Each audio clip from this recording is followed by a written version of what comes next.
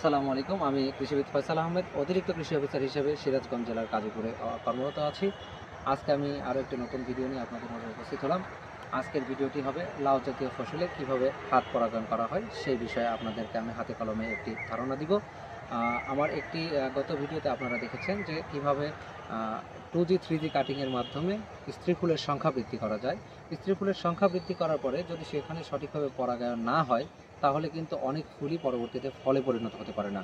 আমরা জানি যে স্ত্রী ফুলের নিচে একটি গর্ভাশয় থাকে, যে গর্ভাশয়টি পরবর্তীতে ফলে পরিণত হয়।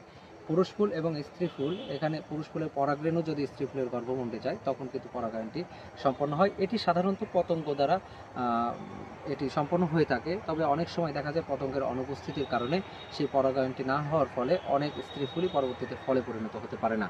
আমি এখন প্রথম আপনাদের দেখাবো একটি আমরা স্ত্রী ফুল এবং পুরুষ ফুল চিনব। আমি প্রথমেই যেই ফুলটি আপনাদের দেখাচ্ছি সেটি হলো একটি পুরুষ ফুল।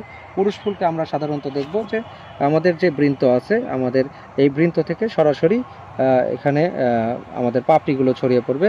এখানে কোনো ফলের অংশ থাকবে না, মানে গর্ভাশয় থাকবে না। এটি হলো পুরুষ ফুল। তো পুরুষ ফুলের ভিতরে যেই অংশটি আছে সেটি হলো এগুলোকে বলে পরাগরেণু। একটি সতেজ পুরুষ ফুল আমাদেরকে প্রথমে সিলেক্ট করতে হবে। আমরা লক্ষ্য করব যে পুরুষ ফুল এবং স্ত্রী ফুলটা মোটামুটি একই সময়ে যেন ফোটে, এই ধরনের সমবয়সী ফুল হলে ভালো হবে। এখানে আমরা দেখতে পাচ্ছি একটি স্ত্রী ফুল। আমরা আগের ফুলের সাথে যদি পার্থক্য বিবেচনা করি, এই ফুলটিতে দেখতে পাচ্ছি আমরা এখানে একটি গর্ভাশয় রয়েছে, যেটি ফলের আকৃতি।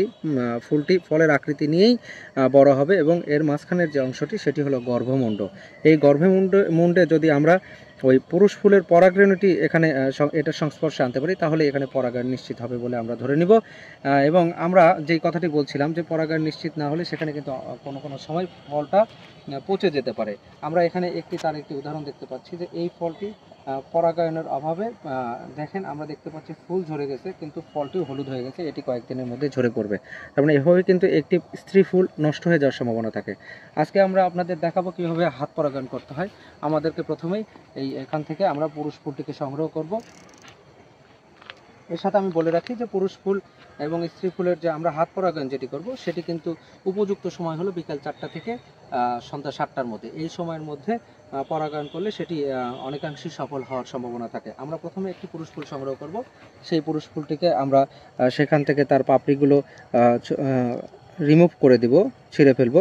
ছিঁড়ে ফেলার পরে আমাদের কিন্তু এখানে যেই পুরুষ ফুলের যে পুংদণ্ডটি রয়েছে সেখানকার যে পরাগরেণু সেটি কিন্তু উন্মুক্ত হবে, এটি কিন্তু ব্যবহারের উপযোগী হবে। এরপরে যদি এই পরাগরেণু সম্বলিত পুংদণ্ডটি আমরা স্ত্রী ফুলের গর্ভমুণ্ডে খুব আলতো করে ছোঁয়া দেই, তাহলে এই আলতো ছোঁয়ার ফলে কিন্তু এখানকার যে পরাগরেণু রয়েছে আমরা দেখতে পাচ্ছি এই পরাগরেণুটি কিন্তু আমাদের এই স্ত্রী ফুলের গর্ভমুণ্ডে এখানে এটার সংস্পর্শে আছে।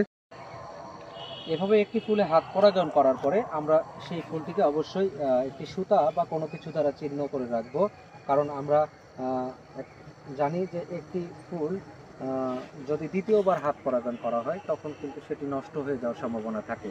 একই সাথে কৃষকের মাঠে একাধিক ফুল থাকবে, একাধিক পুরুষ ফুল স্ত্রী ফুল থাকবে, সে কারণে আমরা পরাগায়নকৃত ফুলটিকে অবশ্যই চিহ্নিত করে রাখবো।